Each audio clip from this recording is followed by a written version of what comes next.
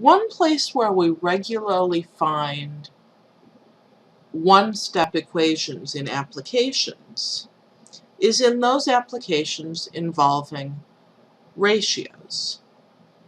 Remember that a ratio simply tells us what we should multiply one quantity by to get another quantity. For example, if we say that the ratio of sugar to flour is 2 to 5, that means that the amount of sugar is equal to 2/5 of the amount of flour. If we then asked the following question, if we used 3 cups of flour, how much sugar would we use? Well, the amount of sugar, that's what we want to find out, is 2/5 times the 3 cups of flour that we're using.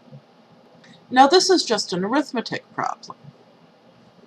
We take 2/5 times 3 is 6/5, which we might give as 1 1/5. So we want 1 1/5 cup of sugar. On the other hand, maybe we ask this question. If we use 3 cups of sugar, how much flour would we use? The amount of sugar is 2/5 times the thing that we want to find out. If we write a variable now for our unknown, instead of just using a question mark, this becomes a one-step equation.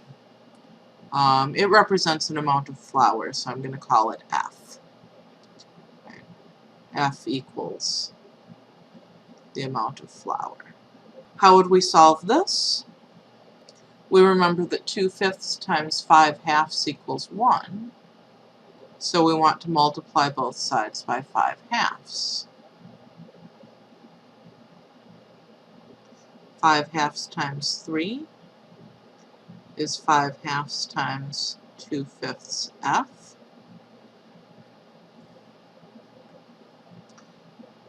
5/2 times 3, using the properties of multiplication. 5/2 times 2/5 F. We'll have 15 halves on the left equals F.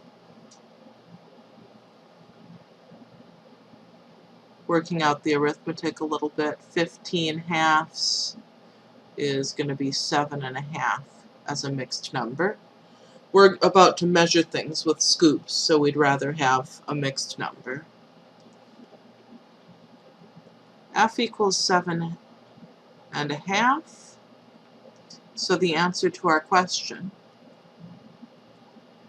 is 7 1/2 cups of flour.